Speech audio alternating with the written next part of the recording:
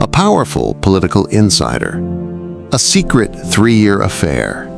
A young woman who vanished without a trace. No body. No murder weapon. And a conviction that shocked Delaware. On June 27, 1996, 30-year-old Anne Marie Fahey went to dinner with a man she had been trying to leave. She was never seen alive again. The man she met that night wasn't just anyone. He was wealthy, connected, respected. And prosecutors would later say he murdered her, stuffed her body into a cooler, and dumped her in the Atlantic Ocean. But here's what makes this case chilling. He almost got away with it. And the only reason he didn't was because his own brothers turned on him. This is the story of Thomas Capano and the murder of Anne Marie Fahey. Anne Marie Fahey worked as the scheduling secretary for Delaware Governor Thomas Carper in the mid-1990s. She was described by friends as kind, ambitious, and close to her family. Thomas Capano was the opposite in many ways. He was a prominent Delaware attorney, former state prosecutor, legal counsel to political leaders, married, father of 4 daughters. In 1994, the two began a secret relationship. Capano was more than 16 years older than her. For 3 years, they maintained a hidden affair. But by 1996, Anne Marie was trying to end it. Her diary entries, later used in court, showed she felt pressured and emotionally exhausted by Capano. She had started seeing another man. Capano reportedly became jealous and possessive. And on June 27, 1996, they agreed to meet for dinner in Philadelphia. It would be the last time anyone saw her alive. After dinner, Anne Marie returned to Delaware. She never showed up for work the next day. Her family couldn't reach her. 2 days later, she was reported missing. At first, some believed she may have voluntarily left. But investigators quickly focused on Thomas Capano. He was the last known person to see her. Phone records showed repeated contact between them. When questioned, Capano denied involvement. But detectives noticed inconsistencies in his timeline.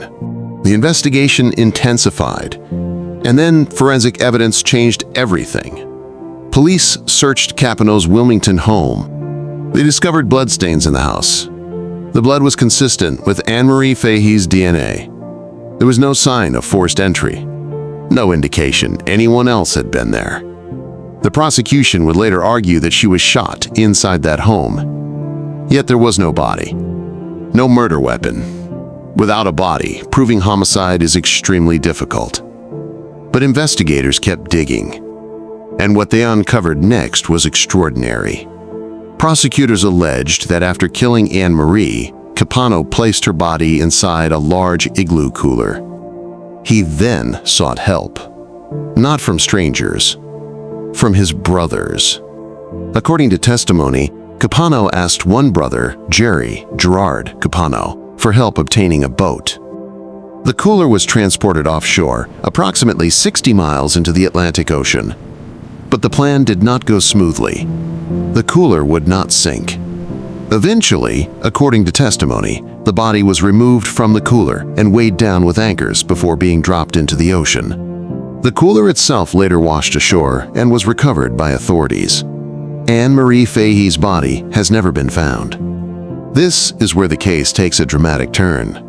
Capano's brothers, Gerard and Louis, were drawn into the investigation. Gerard eventually cooperated with prosecutors. He admitted helping dispose of evidence and testified against Thomas. Louis also testified under immunity. Their testimony described Capano's actions after the murder, including borrowing a boat and disposing of items. Family loyalty collapsed, and their statements gave prosecutors what they needed: a narrative, a timeline, a case. In 1999, Thomas Capano stood trial for first-degree murder. The defense made a shocking claim. Capano argued that another woman, a former mistress, had accidentally shot Anne Marie during a confrontation. The jury did not believe it. The prosecution presented diary entries showing Anne Marie wanted out, DNA evidence from the home, testimony from Capano's brothers, evidence of boat use and disposal efforts, despite no body being recovered. The jury convicted him of first-degree murder in January 1999. He was sentenced to death. Later, his death sentence was overturned due to jury selection issues and replaced with life in prison without parole. Thomas Capano spent the rest of his life in prison. In 2011, he died of cardiac arrest while incarcerated. He was 61 years old. Anne Marie Fahey's body has never been found. Her family never had a burial, never had physical closure, only a verdict. The case remains one of Delaware's most infamous crimes. A powerful lawyer, a secret affair, a murder without a body, and a conviction built on evidence, testimony, and persistence. Here's the question that still lingers. Without a body, without a weapon, would you have convicted him? Do you believe the evidence was enough? Or do you think there are still unanswered questions in this case? Let me know your thoughts in the comments. And if you want more real, verified, deeply researched true crime stories, the ones that powerful people hoped would be forgotten, subscribe now.